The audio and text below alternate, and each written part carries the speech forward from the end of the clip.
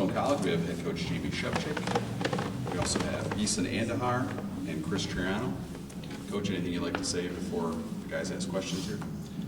Not much to say. I mean, our guys, I thought battled, and Trinity is by far the best team that we've seen this year, and probably one of the best teams that I've ever seen.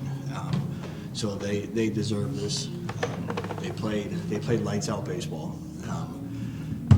I think for us to win this, we would have had to do a lot. I don't think a lot of people expected us to be here. I know there was one point where I certainly didn't either. So I'm extremely proud of these kids of how far they came and what they were able to accomplish. So I tip my hat to them. It was a very, very special year for us.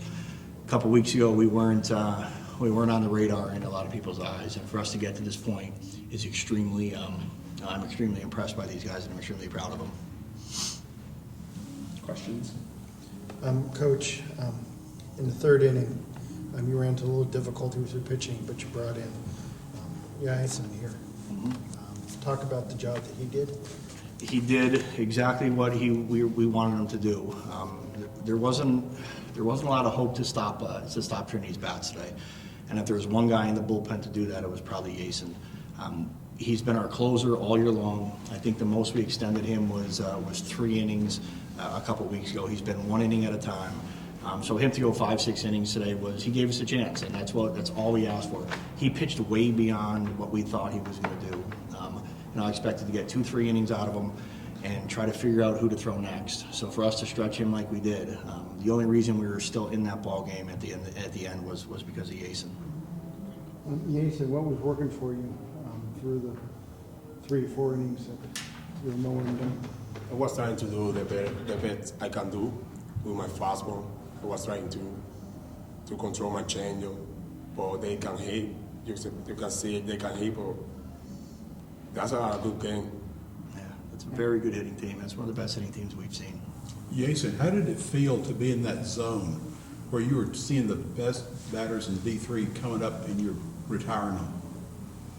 Sometimes I feel like a little bit nervous, but I'm working for that, for get better every inning. Control my fastball, control my slider, control my changeup, my quarter, my sinker. But I try the better I can do it for my team. Jason's got a bright future. He still has a few more years left in this program, and I think he's going to keep getting better and better and better. And I'm happy that he got a chance to experience this, and Chris, moving forward.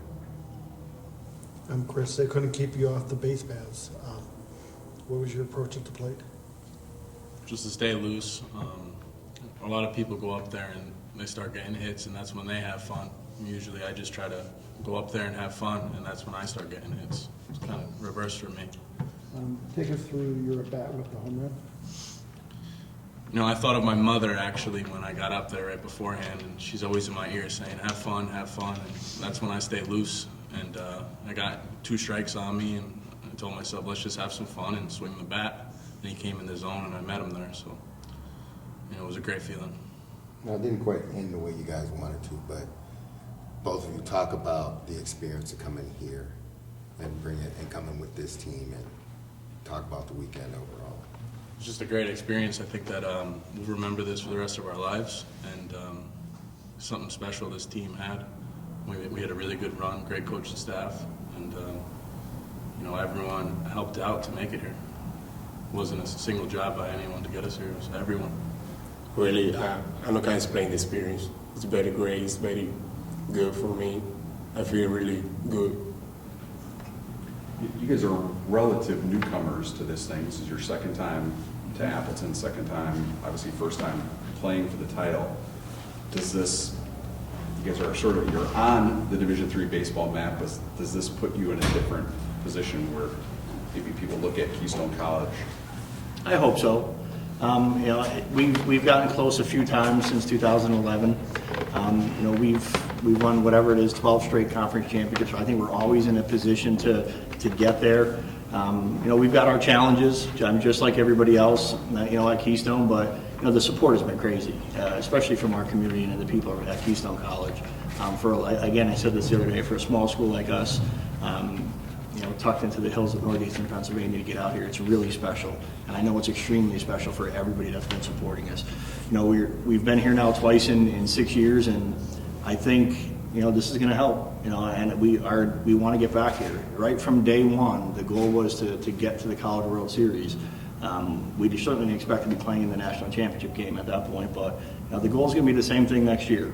Right from day one, we talked about it. That's what the mindset was going to be, and it's going to be like that. For as long as I'm still at Keystone College, that's going to be it. We want to win one though too. Yeah. All right, thank you, gentlemen. All right, guys. Thank you. Good luck, have a great season. Thank you.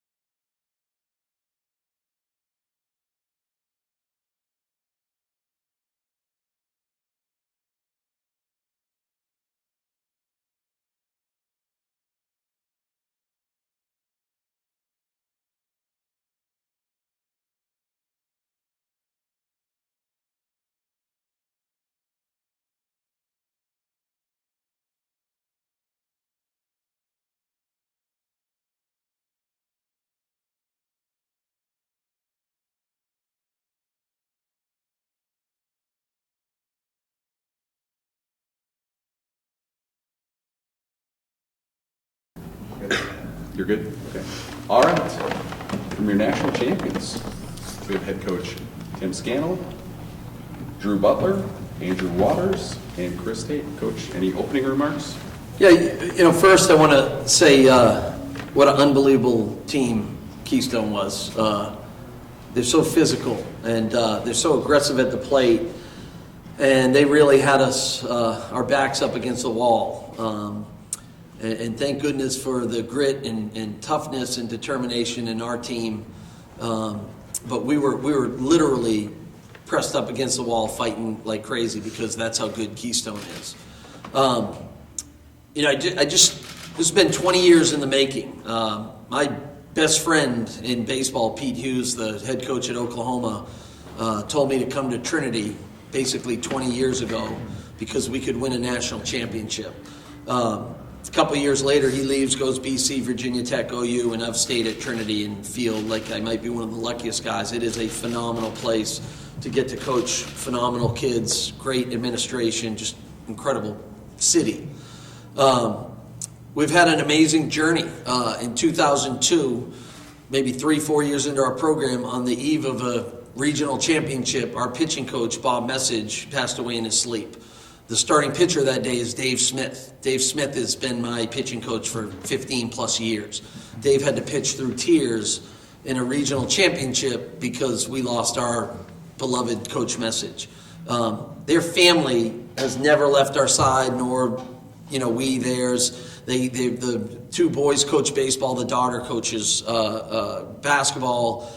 Coach Message is with us all the time. A year later, one of the best players we ever had, Chris Ashmos, is tragically killed in a car accident. This is his hat. It says Schmoes. I promised their family, spoke at their funeral, that would never forget Chris. These guys know everything about him. Chris Ashmos once wrote an email about Appleton, Wisconsin, and he said, nobody's ever going to outwork me and take my spot when we get to Appleton. This group here lost to Linfield in the regional final game, and they went on to win the national championship. It's a family that we've created here. We have fought and battled for this ultimate prize, and these guys did it, and I couldn't be more proud of them. I also would definitely be remiss, and I just think it's so important. It's done by so many people. My coaching staff is phenomenal. They do so much work. They make so many decisions.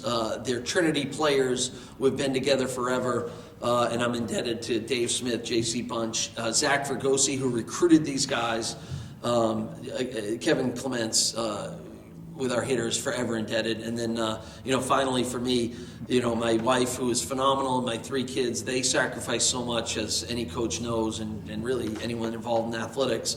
These are backward hours. We're not home on weekends. When we're home, the kids are at school. I love them to death, and I'm beyond thankful for my wife's support. She's the best. Coach, you waited for this 20 years. Was it worth the wait? Yeah, it's awesome, and I got to tell you, for me, it's these guys. I mean, it's just it feels great for so many other people. And we were talking as coaches after this was over, and that's the mindset of a coach. It's over. They did it. I feel great for everyone involved: parents, former players, this group, this current parents. It just feels really great. Coach, every time you were able to sit there and score a couple runs, Keystone always came back and scored again. How important were those 2 runs in the 9th inning? They were huge. I mean, Keystone hit bullets to finish out the game. The 2 runs that Waters, with the big hit up the middle, those were huge. We really didn't have an answer for them. I mean, the truth is, in that dugout, we were on fumes on the mound. We were really struggling with what pitching decisions we needed to make. I'm very thankful for all the pitchers. Obviously, Tate was phenomenal today. I love the Hushin kid, a freshman. Has an unbelievable arm. It was just a bad matchup. That's a dead red hitting fastball team. And then I love the fact that Mike Walker, maybe the toughest kid we have mentally, finishes out the game. You've got to throw the ball over the plate and take your chances with Keystone, and we were fortunate. Chris, you came in relief. Talk about what was working for you during the game. Well, like Scannell said, they're a big fastball hitting team. All year I've been getting ahead with my breaking ball, and that definitely worked out today for us. Drew, you weren't hitting the ball as well as you probably expected until today. Sort of talk about your day between the first game and the second game. Talk about how you were in the zone or what you're looking for.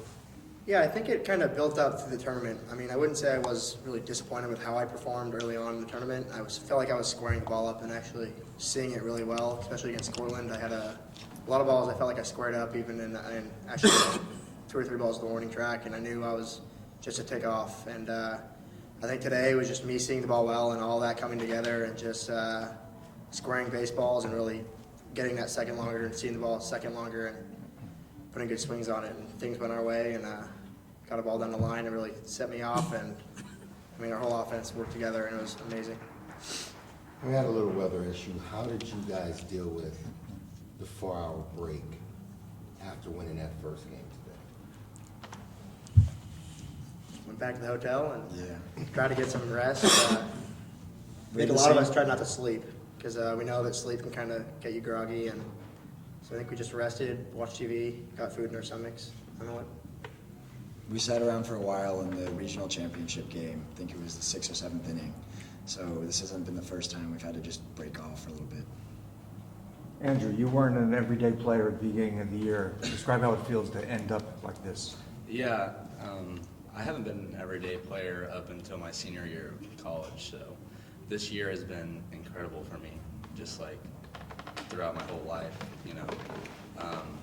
just like being with these guys and being able to win it and actually being a part of it means the world to me, so it's really special. Andrew, they hit a pretty good ball to you in the 9th inning. What were you thinking as the ball was coming to you? I mean, I wasn't really thinking about much, honestly. I mean, I got a pretty good jump. You know, a jump is pretty, like, reflexive, I guess. Pretty, like, I just reacted to it, and thank goodness. My legs have been kind of tired, but they carried me, and I was able to get it, even though it was kind of tailing away from me. So. I thought one of the interesting things, looking at as prolific as you guys were offensively, but I thought defensively, you guys made some huge plays. Let's have the pitcher talk about how good his defenders are, especially Mr. Moore and Mr. McKecker. I mean, we all know all the way around our infield, we're extremely impressive. Like tonight, Connor, Carter, everyone's doing their job, and it makes it that much easier. There's sometimes, if a pitcher doesn't 100% believe in his defense, that can cause problems. But with the defense behind me that we all have, our pitchers feel really good about just attacking the zone and letting our defense do their job. And Coach, you have a lot of seniors on this team. Talk about how important it is to have that senior leadership. You know, it's huge. You know, they have the experience. They don't panic. This group was loose all tournament. I feel like maybe just natural pressure started to show up midway through that game, but to have senior experience and leadership, it's bigger than I ever imagined. Coach, you earned the Pool A in 2015 out of the Southern Collegiate Athletic Conference. And this year, you're co-champs with Texas Lutheran in the regular season. You're building a team throughout the season, it seems, to get you ready for tournament play. That would make me sound like too good a coach. We just, you know, I mean, you know, Texas baseball is very good, and so you're going to take your lumps. I mean, Texas Lutheran absolutely whooped us on a home weekend series. And you started out from there. And we started out from there, and I think it was good. You know, you hear in baseball a lot of times, sometimes you need to get set back a little bit and understand that you got to play the game the right way and take advantage of opportunities and build and build and build. But, you know, I look, this is a really talented team, and these guys just needed to relax and play. And I'm telling you, relaxation and not putting undue pressure was probably one of the keys behind it all. All these guys, Tate, just tough as nails on the mound, but he's relaxed. Waters, beautiful stroke at the plate, relaxed. Butler, always relaxed, strong hands. It goes on and on. So I said it before, you know, I'm an East Coast guy. I've learned from these guys that, you know, you really should let the game come to you and temper your kind of energy. Yesterday you told us win number 600 didn't really mean anything, it was just a number. How does 602 sound? 602 is outstanding. You realize that's the area code for Phoenix? I did not know. And that's a big chunk of our guys. Yeah, that's funny. All right, thank you, gentlemen. Thank you. Thank you very much. Congratulations. Thank you. Thank you very much.